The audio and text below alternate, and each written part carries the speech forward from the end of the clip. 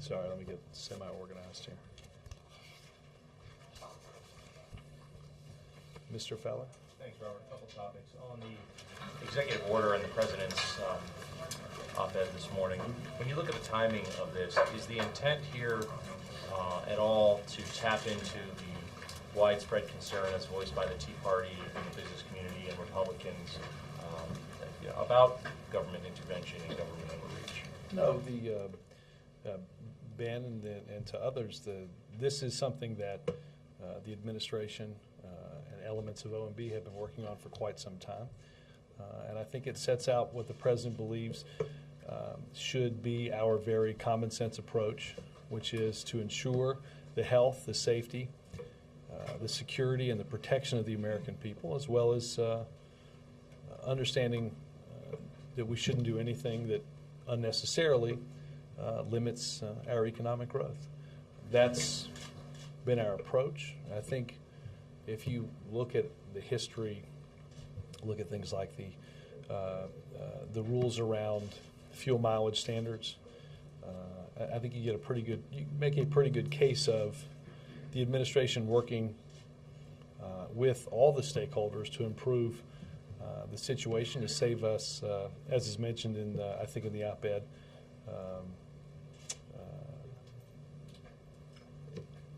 billions of barrels of oil over the course of the lifetime of this rule, and ensure, again, the health and safety of and the welfare of the American people. Well, then let me respond to what you just said. Let me look at it a different way, which is, if in essence this is a call to the government to make sure that regulations are striking that balance, then why has that taken 2 years to negotiate that? No, again, we have had an approach since coming into office that ensures that what we're doing makes common sense. This is what the President wanted to do, to outline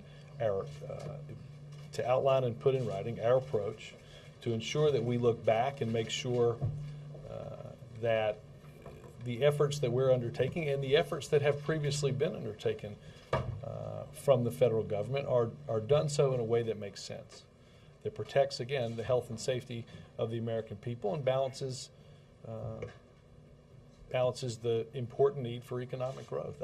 Look, I am sure, as is everything that happens in this town, there'll be want to add a political label to this or that. The President believes it best defines a common sense approach. Does he think that balance is happening right now? Well, again, understand that in the op-ed we're asking that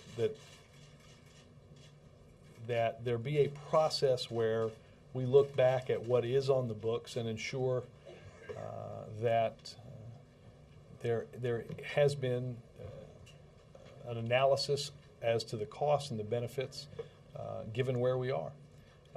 And the President believes that is necessary and appropriate. I wanted to ask you one quick thing on health care.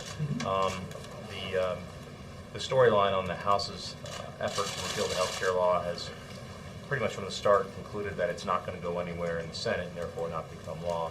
But I'm wondering, from the White House perspective, is there a negative consequence to the very fact that the House is aiming to do this? Does it impact the public or the debate in any way? There is on one hand, Ben, I do not, I would share the belief of many, including, I think, enunciated by those who are going to vote for repeal tomorrow, that this isn't a serious legislative effort. I think first and foremost, they've largely acknowledged that. Secondly, let's not misunderstand, though, what in essence the move says. It says, let's put insurance companies back in charge of making healthcare decisions, and with that, the option to deny healthcare coverage, drop healthcare coverage, limit healthcare coverage, or cap healthcare coverage. Let's understand the practical impacts, as the Congressional Budget Office said just a couple of weeks ago, of the impact to the tune, bless you, of several $100 billion on our deficit in the short term, and then over a 20-year period of time, a significant increase in the cost to the federal government. And understand the practical impact on what this means for seniors. Dramatically increases their out-of-pocket costs. No longer will they get the help that they need or that they got through the Affordable Care Act, with their prescription drug costs falling in that donut hole, falling in that sort of gray area of not getting any help until they spend a certain amount of money. Having to pay out of pocket now for preventive health care costs, a right that is now guaranteed for free in the legislation. So I don't think it's going anywhere. I do think it's an important symbol to the American people about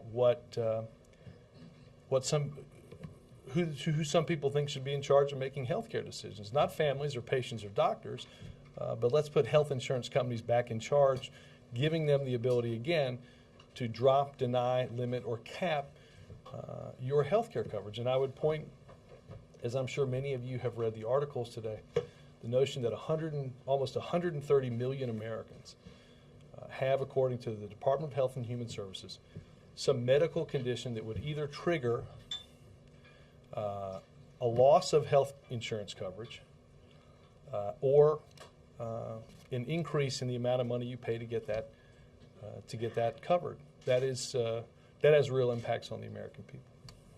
Matt? A couple of questions on the Chinese summit. Yes.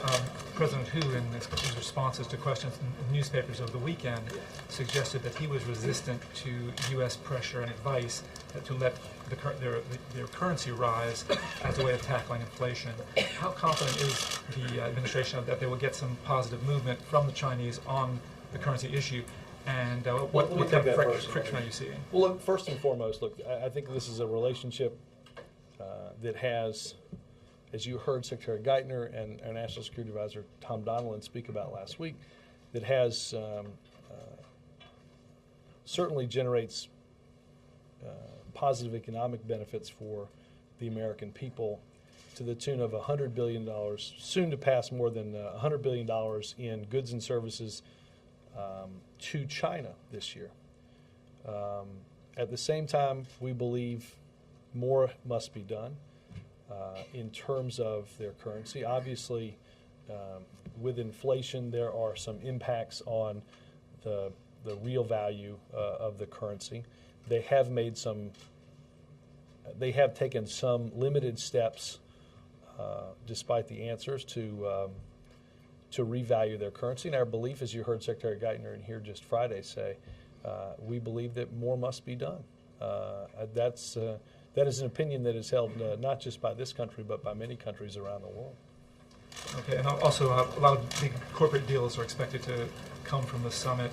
A large Boeing aircraft order was one of those that has been widely talked about as a possibility. Are you expecting one to come down the pike on that? And I would direct you to what Tom said on Friday. This is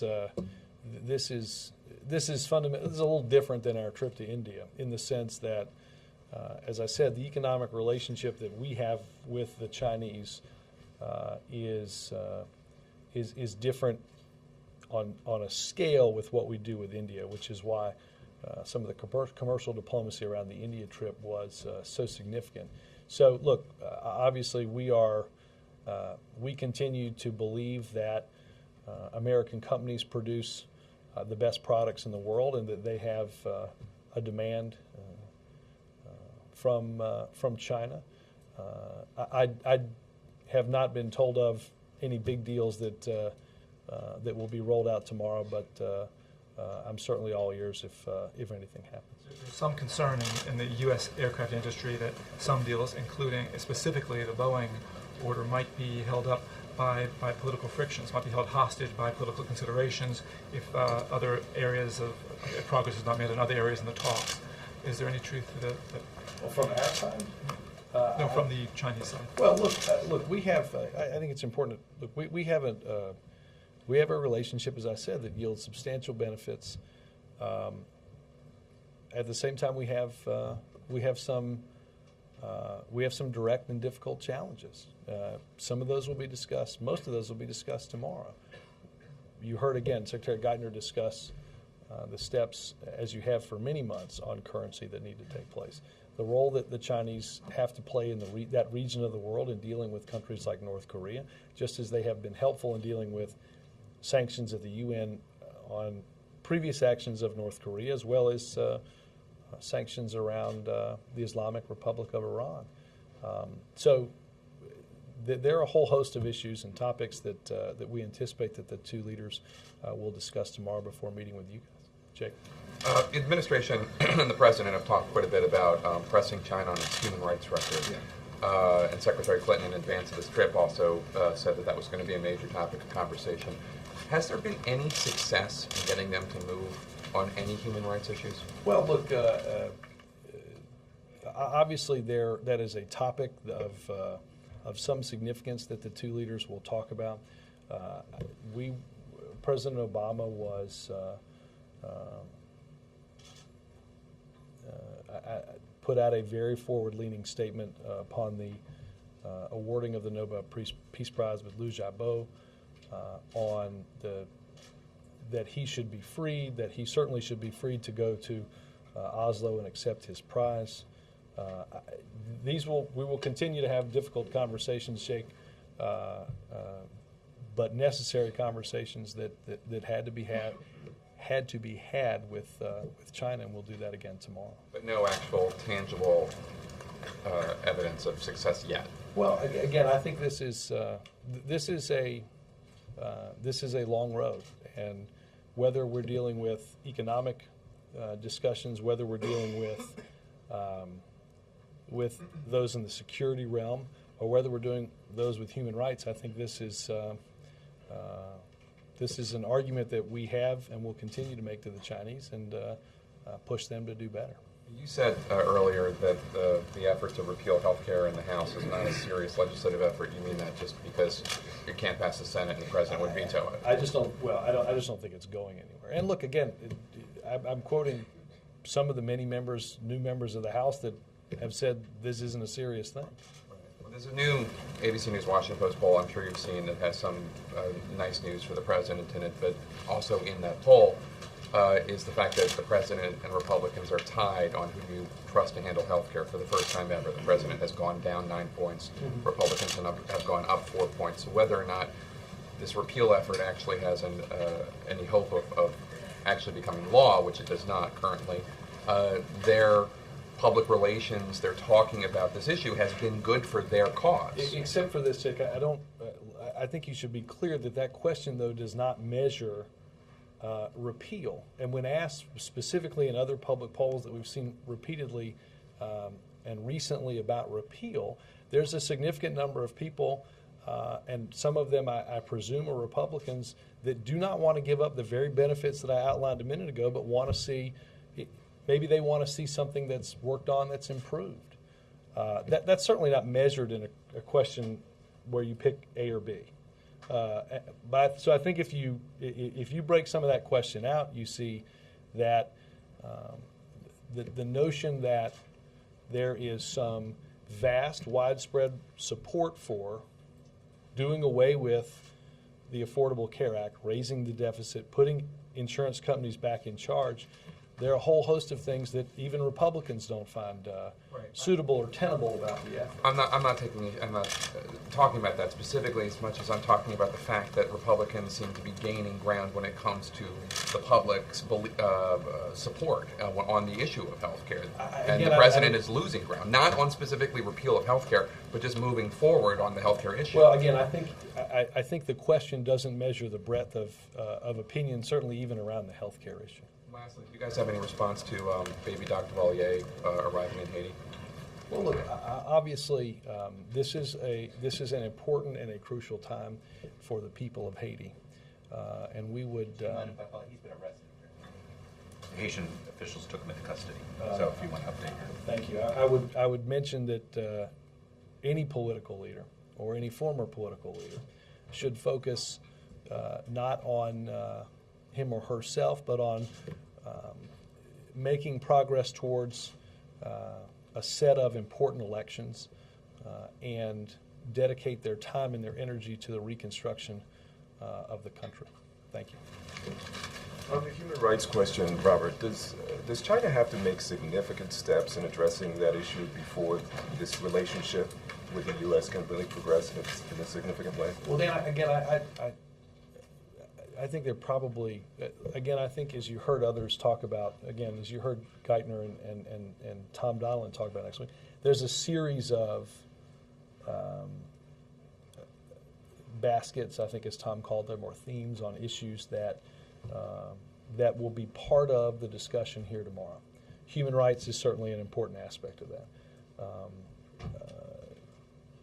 The economic relationship we have, and then the security of that region of the world and of the entire world are important in the role that the Chinese must play as world actors. So I think it is. I think that, again, there are a whole host of issues that will be on tomorrow's docket that the two leaders will work through. You're not giving more weight to the human rights issue. They're all Again, I important. think there are a whole host of important issues that will be discussed, and we hope will be ultimately addressed. In the President's executive order, you talked about this a process of looking back. Can you explain a little bit more about how this process will work, and is there a timetable to when we'll see? Let me check on what the timetable might be, but again, this is simply for the relevant agencies to go back and ensure that the regulations that are currently on their books, again, go through a process that measures the costs and the benefits, that ensures, again, I think the very common sense idea that we must protect the health and the safety of the American people without impeding our economic growth, something I think we can get a large number of people in this country to agree on. And again, improving the relationship with the business community did not play into this at all. This is something that has been long in the works. Chip. Thank you, Robert. Secretaries Gates, Clinton, and Geithner all had speeches which, some have described as kind of a shot across the bow beforehand with some fairly tough talk. Can we expect, how tough is the president going to be compared to previous meetings with who? Is he going to be more assertive, more confrontational with him than he's been in the past on issues like currency and human rights and North Korea and Iran? Look, I think all those are Chipper on the docket. I think all of those are issues that the president has brought up with President Hu in the past and will continue to do so. I think you outlined a more confrontational style than he has in the look, past. I don't he push harder. I think it is pretty safe to assume that some of those issues are not issues that China wishes to speak about, and the president brings up because they are important to our standing in the world and our relationship with the Chinese, and I expect him to continue to do so. This is, again, we have a cooperative but a competitive relationship with China, and as in many bilateral relationships, we have we see the benefits of that, and we understand the difficult challenges that lie ahead. You mentioned Iran and North Korea in the security basket. Currency is an important, I'd say, currency and trade in the economic basket, and the very important issue and real issue of human rights. Well, let me put it this way. Will the president continue what he's been doing in all his previous meetings with who, or will he ratchet up the pressure? Well, let me, I think you'll have an opportunity, one, to talk to the two leaders tomorrow, and I think the president will be firm in outlining the important beliefs of this administration and this country. President the end of his term is on the horizon, and pair that with the fact that there are a lot of reports out there that he simply doesn't have the power that previous leaders of China had, that it's a bit more diffuse. Does that change how the United States deals with China and the president deals with the president? Let me not speculate on that. I think that I think this is the 8th meeting between these two. We believe, again, this is an important venue and forum with which to raise some of the concerns that you talked about earlier, and I don't. I have not heard voiced concern that we're not meeting with the right person. But Does the fact that the president is last year's Nobel Peace Prize winner give him additional pause about hosting the man holding this year's Peace Prize winner in prison? well, I think it might if we hadn't spoken out so forcefully about that, but it doesn't because again, our response both on the day of the awarding and the day of the ceremony were to call directly for the Chinese to release the award recipients so that they could rightfully claim that prize. And I have no doubt that that will be a call renewed again tomorrow. On a different matter, Republicans have made clear that they want commitments to cut spending in addition, or in exchange for raising the debt ceiling. Some are calling for not raising the debt ceiling at all, but is the president willing to go there basically to make commitments to cut spending in exchange for raising the debt ceiling? Well, look, the president is happy to have a very serious conversation with all those involved about the path to get us, about the path we must take to get us back to some semblance of fiscal responsibility. This, Wendell, didn't start either this year or even 2 years ago. We didn't get in a situation, we didn't get in this situation in the short term. We got into this situation over a series of many years. So I think you'll see serious proposals as you have in the past where we froze non-security discretionary spending. You'll see serious proposals in the budget to do that. I also think we have to balance that against important investments that need to be made and ensure that we don't see draconian cuts in things like particularly in innovation and education. And finally, a series of attacks the State Department commented on against Christians in Iraq, Egypt, and Nigeria recently. Has the president been briefed on this, and does he have? Is there a theory about what's behind it?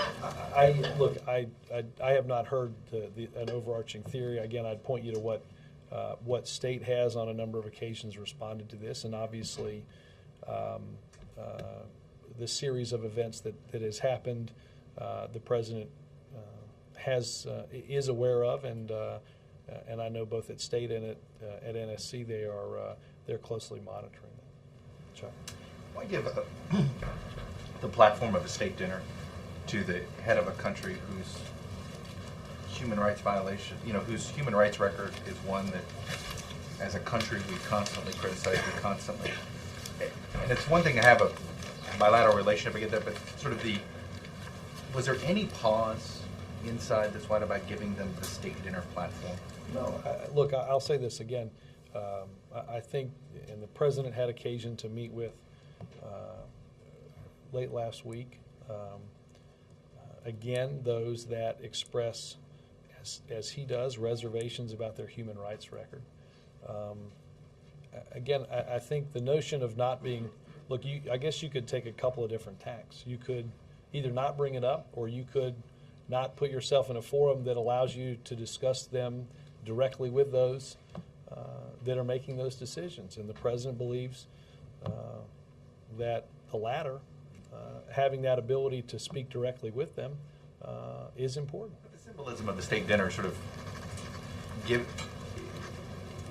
why I guess, how can you tell the folks that really are upset about China's human rights record that somehow giving them the symbolic state dinner, almost it gives them a little bit of a, it's like, well, yeah, we bring it up, we do this. You could do that with the same type of meeting you've met with the Chinese president without giving them the state dinner platform. And the truth is, Chuck, we have met with them on many occasions. We had a state dinner in China. It was brought up before that. We've had bilateral meetings at economic summits like G8 or G20 where it's been brought up. I think the president's belief is it is important to speak out as he's done, and it's important to bring this up directly with him. State dinner? I mean, I assume he doesn't, but. No, I think the president will bring it up inside the Oval Office and bring it up inside of the cabinet room where the expanded bilateral will be. That has been what he's done on every other occasion in which he's met with either President Hu, Premier Wen, or others in the Chinese government. And I want to follow up on Chip's question, because we've asked this question before, and you guys have no problem answering it on Pakistan, which is, the whole who's in charge question, right? Well, it's a whole of government.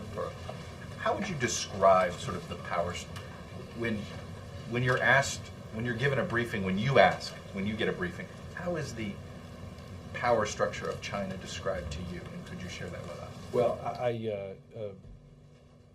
again, I would refer you to the answer that I gave Chip. I think we're meeting with the right group of people.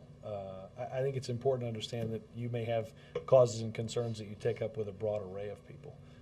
I think President Hu clearly is. We're meeting with the right person on that. Finally, has the president spoken with Senator Conrad? Did he find out did he get a heads up that Senator Conrad was going to not run again? I got an email on it. I know several of us were on it.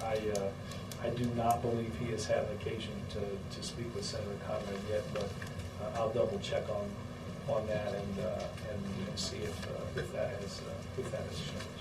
John? Going back to the regulatory initiative, the healthcare reform law, the Wall Street reform law, even the law to give regulatory power to the FDA over tobacco are all very recent.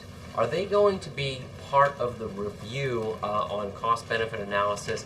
And perhaps more importantly, are they going to be part of this new effort to try to see how small business can be either exempted or basically cut more slack for the new under this new regulatory regime? Well, again, let me.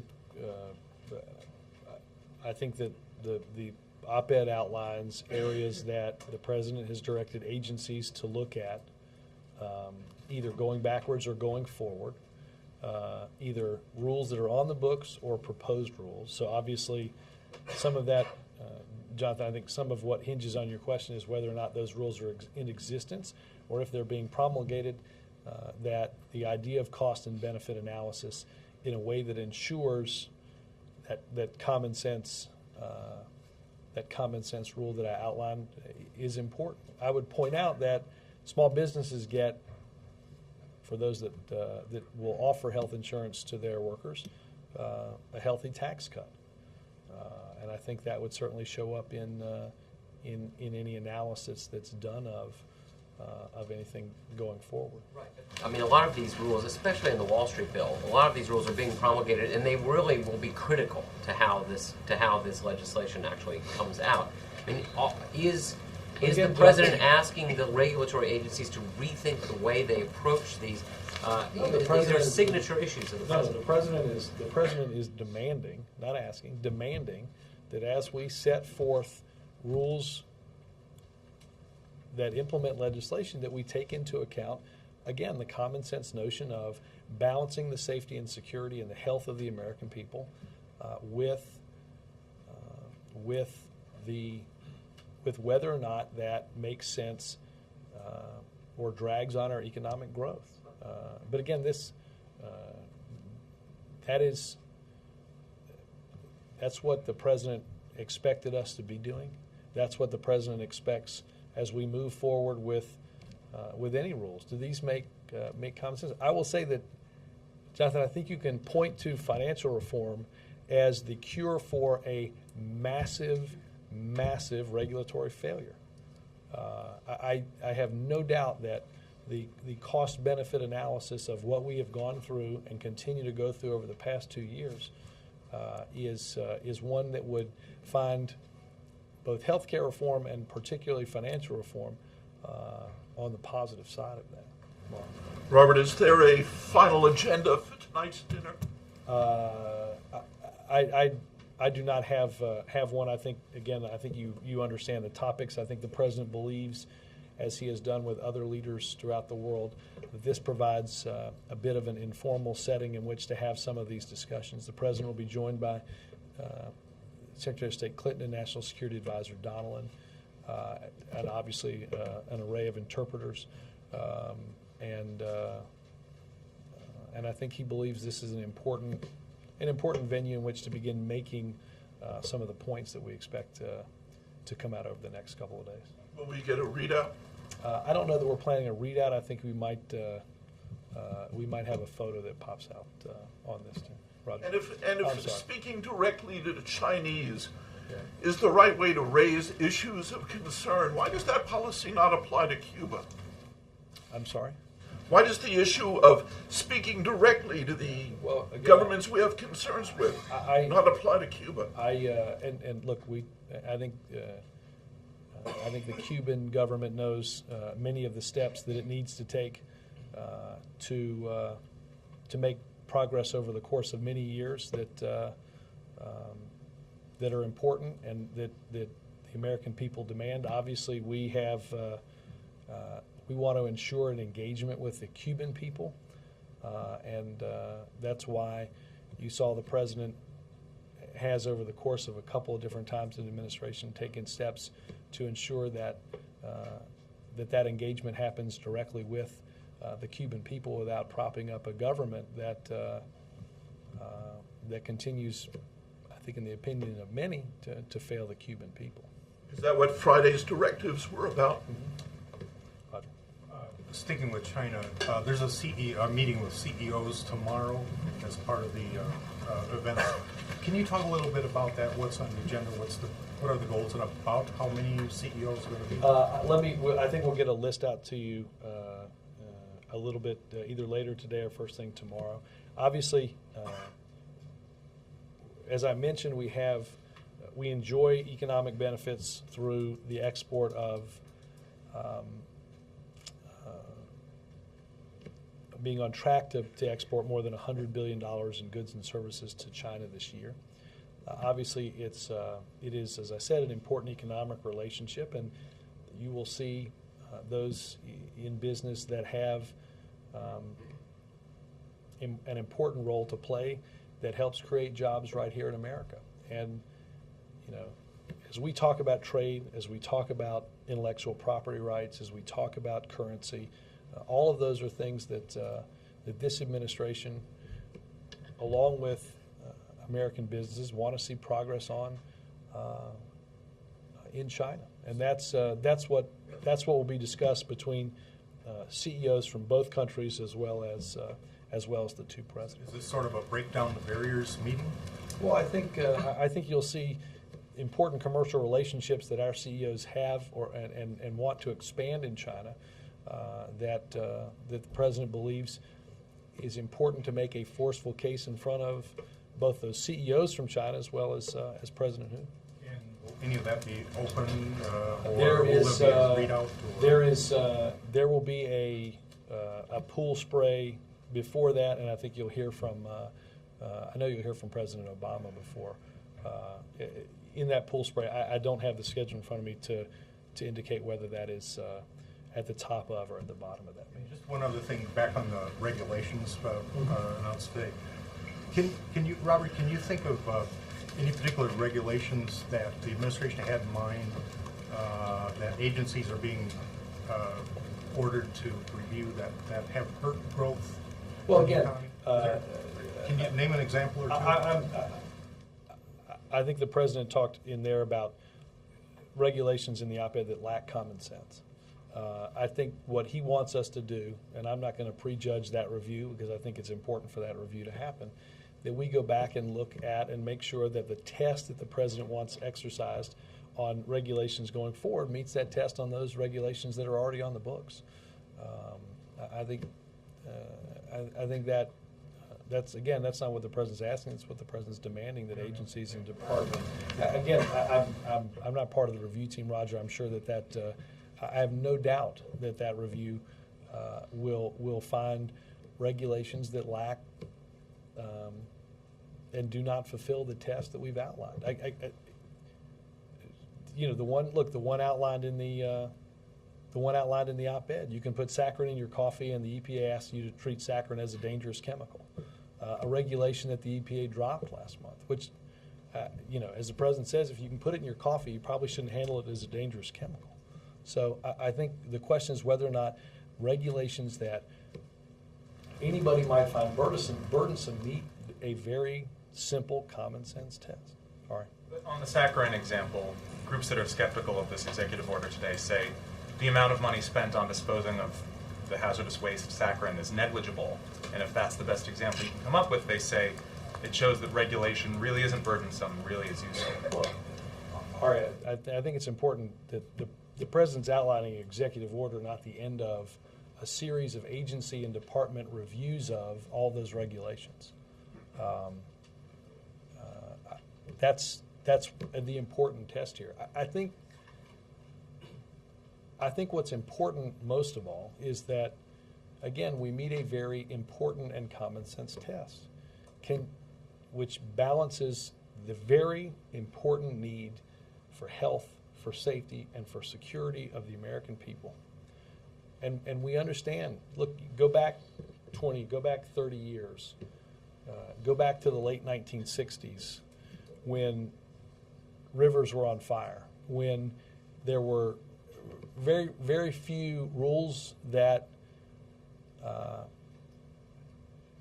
didn't allow the emittance of the types of pollution that cause asthma or threaten the health of the American people. We don't want to go, we're not going to go back to that. There's a reason why those are in place. But let's go review and ensure that as we're protecting that health, that we're not sacrificing unnecessarily economic growth. But at the same time, let's not forget the important reason why a number of regulations are likely in place, and that is to protect the well-being of the American people.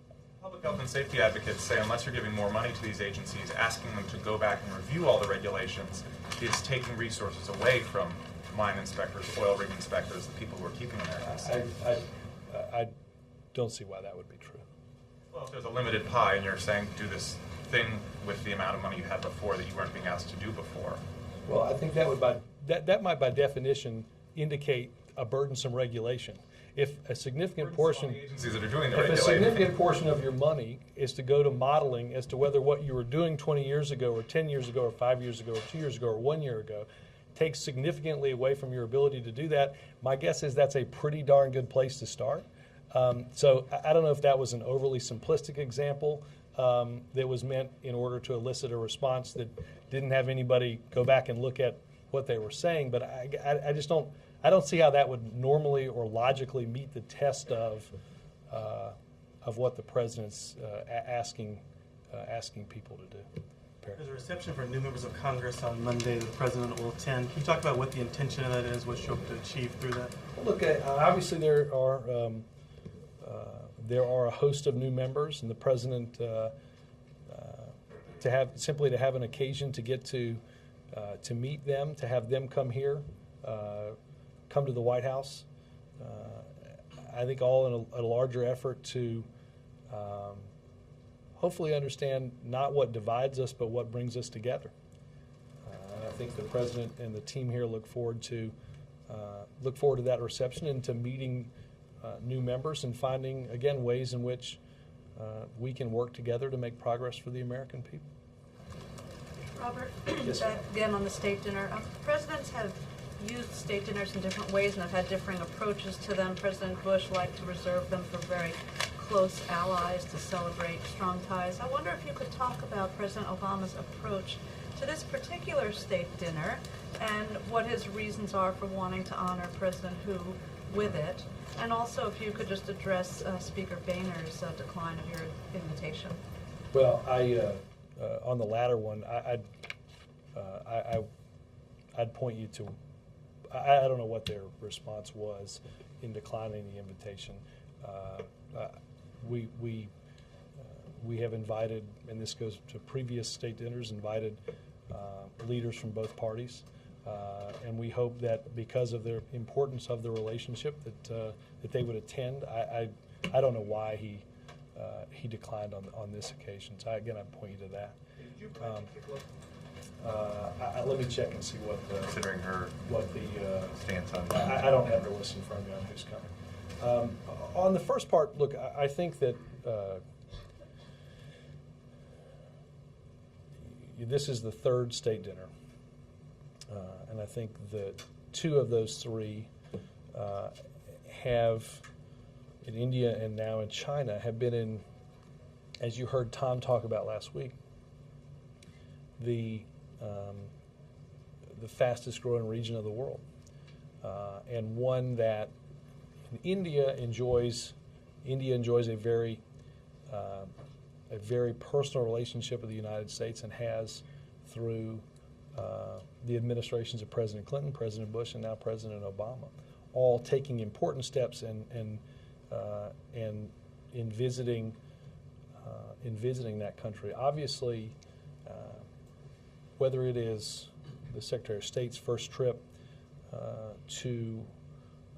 in her tenure to Asia, our visits back and forth to China, to Korea, to Japan, Indonesia, India, other countries in that region.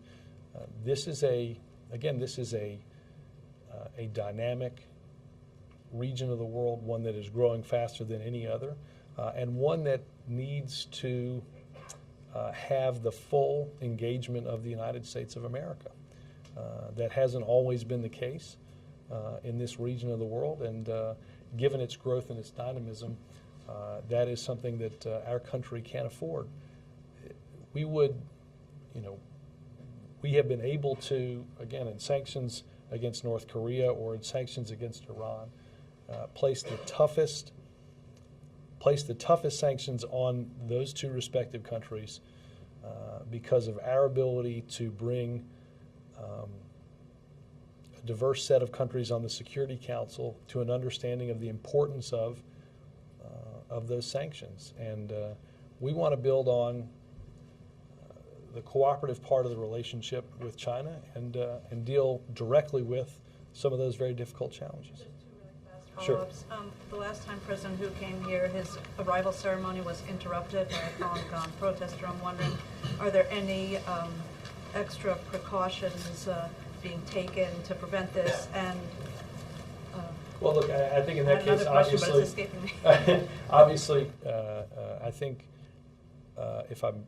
if memory serves, I think that was largely because the newspaper representing them was at the arrival ceremony. Obviously, we want to ensure that we have the arrival ceremony that's important, that it be respectful, but at the same time, I think the president again will bring directly up with President Hu in his many interactions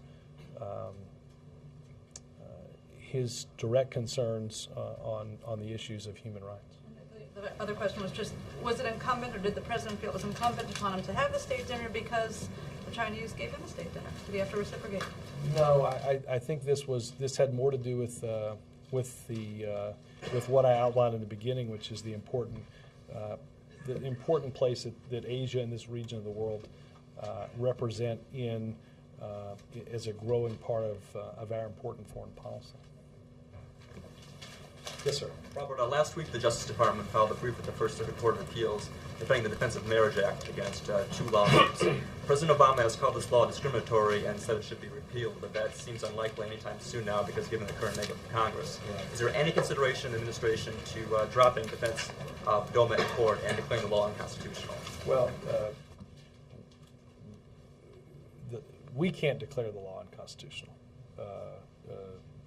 but I'm just trying to make sure I understood that portion of the question correctly. Obviously, I think if you look at what was written, I think the president enumerates in there, the administration enumerates in there our belief on this law as we balance the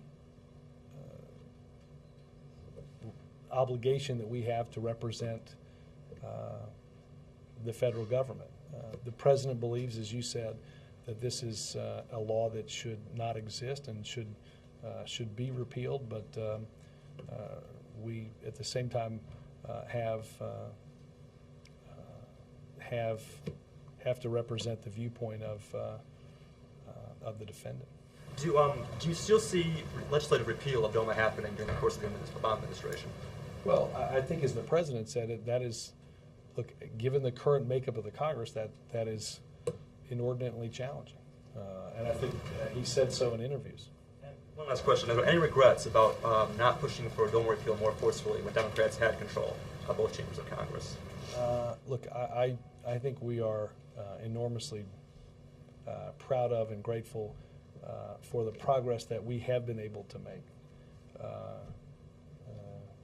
Don't Ask, Don't Tell was an achievement of, I think will be thought of as an achievement, not just for this administration, but for all those involved, a monumental achievement in bringing equality and justice back.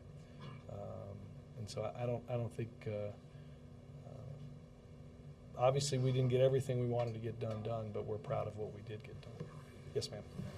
I have a question following up on the schedule for Thursday, where President Bush is going to meet with Senate and House leaders. A couple of senators, including Senator Schumer and Debbie Wasserman Schultz, are proposing that they pass a bill that is supposed to reprimand China for currency inflation.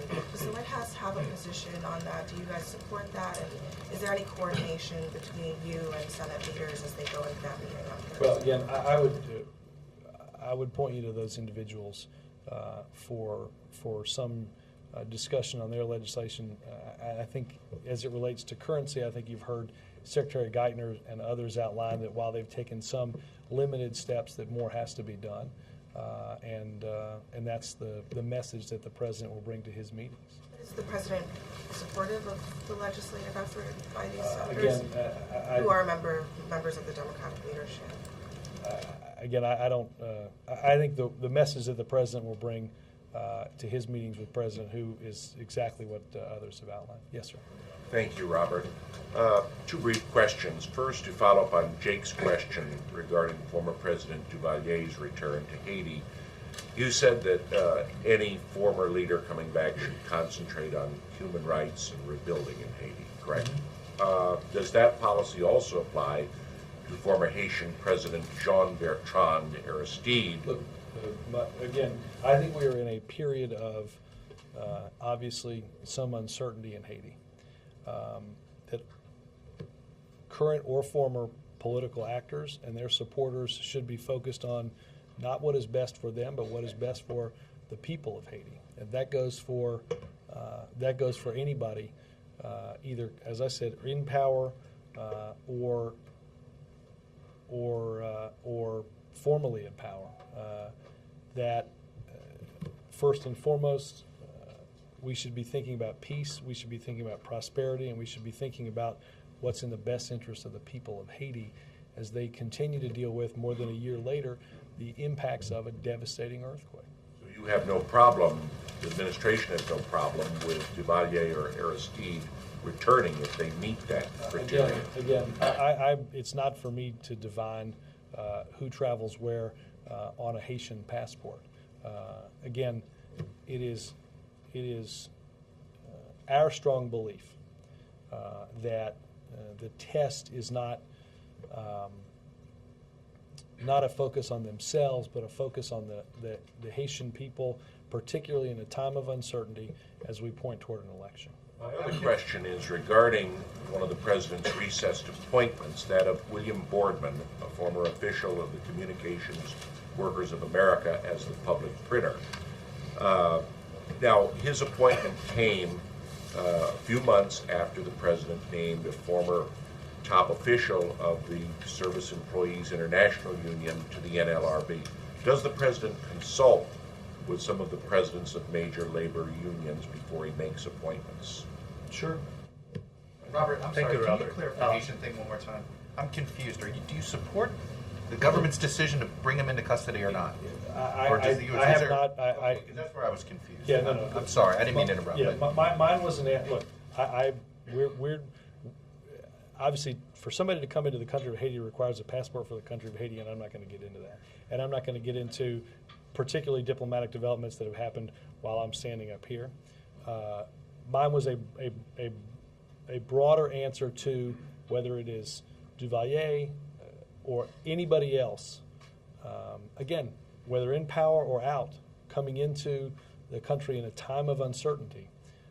It is important that we focus on peace and we focus on the people of Haiti. Does the American government's position stand behind the Haitian government on what it, on how it conducts its business in this way? I mean, if that's what they ask. I'm sure that the Haitian government has not asked us, we're not a checklist on what they decide to do in terms of arresting people. And I'm again, this happened while I was out here. I have not had a long discussion since I've been out here, as you can understand, with the National Security Council about developments that have happened while I'm out here. So Could you give us a statement I will see if before the there's end of the day if anything it's to possible? add. Yes, Thank you, Robert. According to yesterday new poll, 53% of Chinese think U.S.-China relations is actually getting worse. So how will this state visit promote better relationship between U.S. and China? Well, again, I think that some of that may be somewhat dependent on what I just discussed in terms of there's cooperation between these countries on different aspects of our bilateral and multilateral relationship. There are challenges, there are benefits, and there are things that must be worked through. So I know that in order to make progress on certain issues, you've seen the two countries work together, despite, again, continuing to have differences on things like continued economic growth and human rights. And I think that's what you'll see the president and the two presidents discuss tomorrow. And will there be any joint statement after the state visit? Just at the press conference. I know there'll be coverage of the Oval meeting. There'll be the coverage of the CEOs, and there'll be coverage, obviously, obviously the arrival, some sort of obviously there's some weather balancing concerns that we're working through for tomorrow's state arrival. But obviously the press conference and the questions tomorrow. Yep.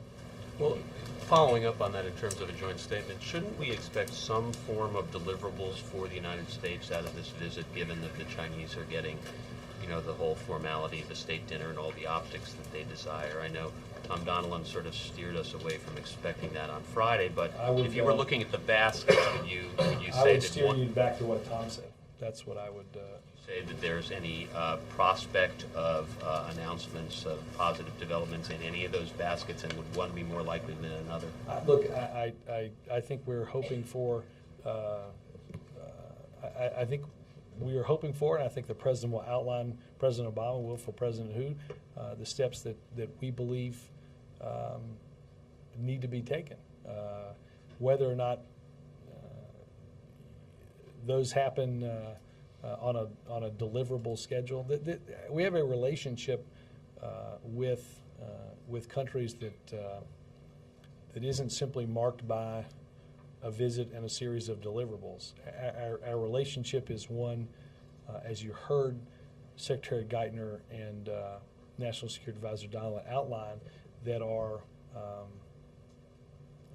vast and that are broad and that require constant engagement, which this administration will be focused in on. Tom? Thanks, Robert. I have 3 quick questions. First, I noticed in the president's op-ed he talks about baby formula regulations and saccharin, but there's nothing about guns in there, specifically the ban on high-capacity magazines. Does the president support that? I don't think that's addressed in rules and regulatory system. As I said last week, I'm sure there'll be many proposals that'll be made out of the events of last week, and we will certainly examine and look at what those proposals are, but I don't have anything additional on that. Second question was, recently the president told Jake that his personal view on same-sex marriage is evolving. I wanted to know if he's reached any new personal opinion on that, if that's something we might hear about at the State of the Union. I'm not aware that there is any change on that coming in the State of the Union. At this point, I would say what he told Jake is very similar to what he told a group, I think, in October that asked a similar question. Is it possible he might bring up DOMA during the State of the Union? I have not finished going through the first draft, so I don't know the answer to that. I had one last question. It's silly, but people are asking, what happened to your lip? Did you take an elbow? No, I'm apparently the skin of a 15-year-old today. So. Robert, Robert. Yes, you ask, and why not? I've cut on my foot too. I think I'm like Old Yeller. Go ahead. Yep. State of the Union next Tuesday. Yep. How essential is the success of this visit to be part of the State of the Union address dealing with international relations, et cetera? Well, look, again, I think this is an important relationship. We have important relationships all over the world, but obviously this is one that comprises economics, security, human rights, all of which are important to the American people and all of which are important to this president. But look, and these are the issues that the president will bring up, and the progress that the president continues to hope to see as we move forward.